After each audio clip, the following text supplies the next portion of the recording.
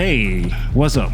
It's finally the end of the year, and with that comes winter sale time. If you're like me, you've probably been looking forward to some long-awaited downtime to catch up on some of your favorite titles. And if you're also like me, you've probably been looking forward to clearing out that backlog of games that's slowly been building up. But if you're also like me, you've probably been eyeing one or two other titles to possibly pick up and add to said backlog that you promised to get to. Well, look no further. I'm here to help. I've spent most of this year trying out and reviewing different titles all the way up to last week, and I'm here to give you my quick thoughts and opinions on some titles I think are worth your time and would be great to pick up during the current winter sales, or however else you get your games. Anyway, welcome back to the channel. If you're a first-time viewer, welcome. Hope you stick around for the ride. So, without further ado, let's talk about it.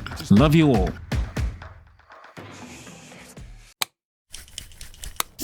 Kicking off this list, we have God of War Ragnarök, the latest in the installment of the franchise that continues the story of Kratos and Atreus where we left off a little while after the events of God of War 4.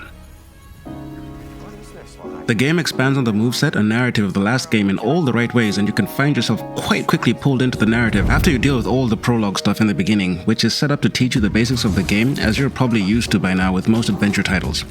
It can feel a bit narrative heavy in the beginning, but there's some pretty decent set pieces where the game transitions between cutscene and QuickTime events to keep you engaged throughout the first part.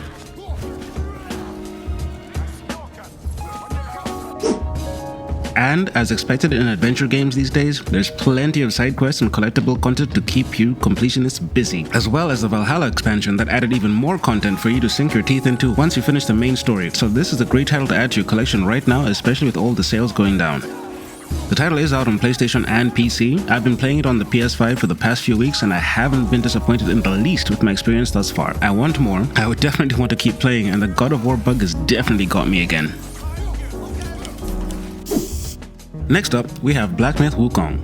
The game hit the scene with a major bang in the second half of this year to much excitement and anticipation, and to a lot of people's surprise and relief, it didn't disappoint. The title has been out for a few months now, and I've been playing it pretty much since launch day. It's got that great gameplay feel that reminds you of older adventure games where you just had to slog it out to get to the end, and it does it all wrapped up in a brilliant journey full of characters brought to life by amazing locations and intense and varied enough combat and encounters that the developers at Game Science really put some thought and work into. December came along with the first major update to the title, which included some major changes, adding some features that I felt would have been nice to have. I did mention some in my more in-depth review of the game. One of these is a much needed area map of each location you visit, which is extremely useful because some of these chapters are quite large, and it's quite easy to miss some stuff because there's so many different paths to explore in each level. An additional feature added to the update also includes a boss rush mode that allows you to go and face off against the harder opponents encountered in the main story of the game, although this is only available once you complete the main game at least once, but there's definitely some encounters that I definitely want to go back to do.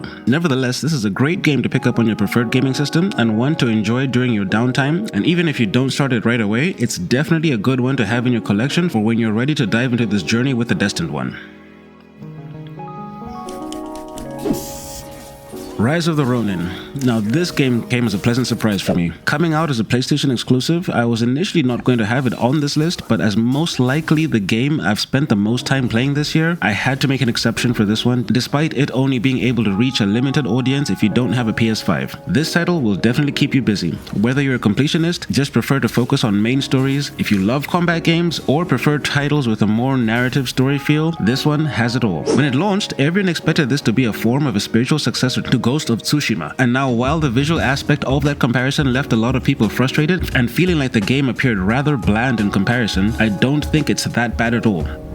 First and foremost, this is just a straight up good video game, and that's where the majority of your experience will be focused, the gameplay. I love the combat, encounters can get quite intense, and you constantly have to keep on your toes to match the most effective combat styles paired with the best weapons for each opponent, but when you're facing off a bunch of different opponents, or even just in the dojo, the adrenaline rush is just unrivaled, and it kept me coming back for more.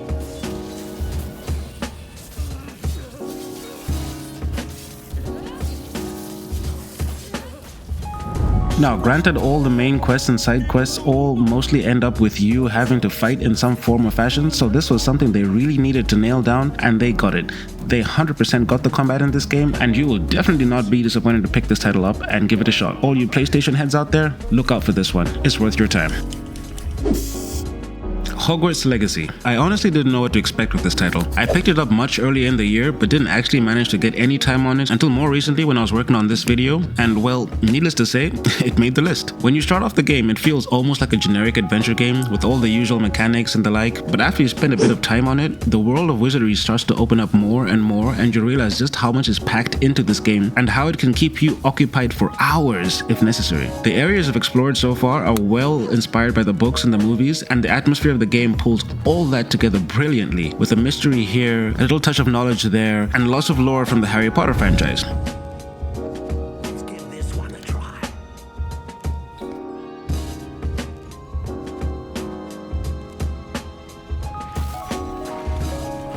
If you're a fan of side questing and a completionist, you'll have no shortage of things to do in this game. The side quests and main quests all feel pretty fleshed out, and while they all involve a lot of traveling from one point to another, there are a lot of fast travel points thrown about the game to try and reduce the feeling of tediousness that comes from this. So it's a great title to fill in a lot of hours, and if you have the downtime and are looking for something to fill in all that time, go explore Hogwarts. Trust me, it's a whole world out there. The Last of Us, Part 1. Typically, I'm not a fan of horror games. Life is stressful enough without needing to add to that bag, okay? But I was curious about this title. With how great the reviews have been, and me being a sucker for great narrative, I just had to give it a shot. More so after the TV series dropped Season 1, and if you haven't watched it yet, I highly recommend that.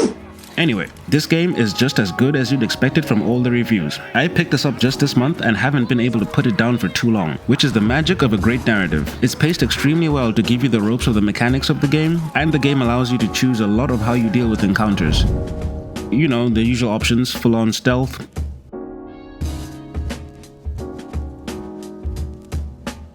stealth with a little bit of, I just want to talk to ya,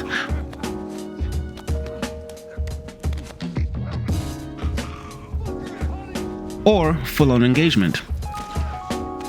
It's designed in such a way that you always feel you're just about able to survive encounters, and that's a major selling point for me. I hate games where you feel constantly overwhelmed and are sweating the entire time you're playing it. That and me, not a good combination.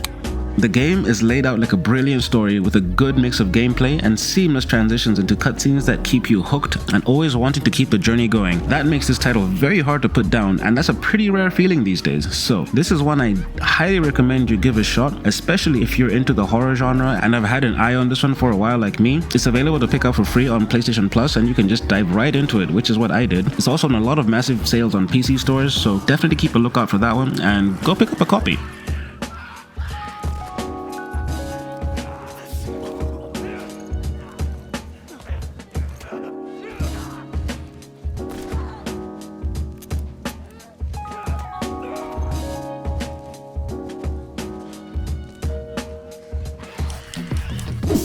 Star Wars Jedi Survivor. I initially found this game a bit frustrating to begin with, if I'm being completely honest. After coming from the intricate and more precise combat mechanics of Ghost of Tsushima, the combat in this felt a bit unbalanced and chaotic and threw me off for quite a while. But the more I stuck with it, the better and better the game felt. I found myself whispering, I hate this game, every time I was stuck with my back to the wall against a group of enemies or one particular opponent, and yet time and time again I respawned and kept slogging through it. And before I knew it, I had sunk a decent amount of hours into the title, and I guess that's the magic of it.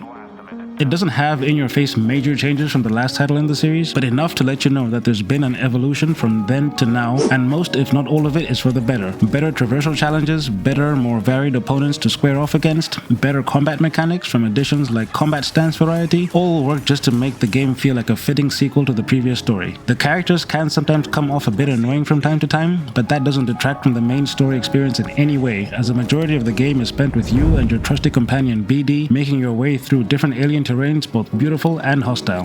The title is out on PlayStation, Xbox, and PC, so make sure to grab yourself a copy during the winter sales on your preferred platform and enjoy the journey. Need for Speed Unbound is the next title on this list. Now, I'm a self-proclaimed gearhead. I love cars and everything about the engineering that goes into them. When it comes to car games, I love in-depth simulation and realism, and I'm also a sucker for the more arcadey, action-packed racing physics found in titles under the Need for Speed franchise. And Need for Speed Unbound does not disappoint. If anything, this title dives deeper into this by introducing and leaning into this crazy art style they have going on in this game, and I absolutely love it. The game has a weekly day-night cycle similar to what they introduced to Need for Speed Heat, with races taking place both during the day and at night, with the more intense high-stakes races with bigger payouts taking place at night, where you would already have some heat accumulated from what you got up to during the day. A major update came out this December with Volume 9 that adds a bunch of cool new things to the game, including a new online mode called Lockdown that allows for some very fast-paced gameplay, and also for the first time ever in Need for Speed title, a superbike. I'm very excited to try this out, and I'm finally looking forward to some more online play with Need for Speed. The title is currently available on PlayStation, PC, and Xbox Series X and S with some serious discounts right now, so this is the perfect time to pick up a copy if you've had this on your wishlist. Cyberpunk 2077.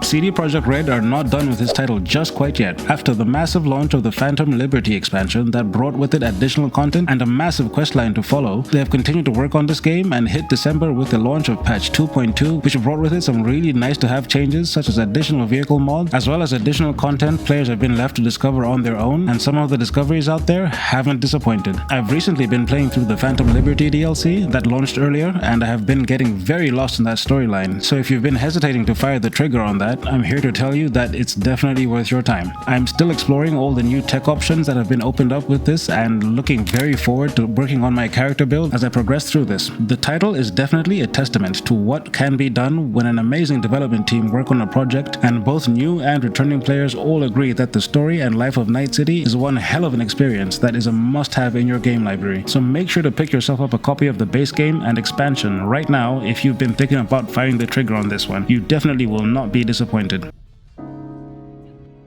So there you have it, a nice tidy little collection of what I think are must-have titles I managed to spend some time on this year, and I think they're definitely worth your time. All these titles are on various sales that are running up to the 2nd of January, and others even up to the 7th, like most titles available on the PlayStation Store. So make sure to take advantage of the crazy winter discounts before they're gone, and I'll catch you all in the next video.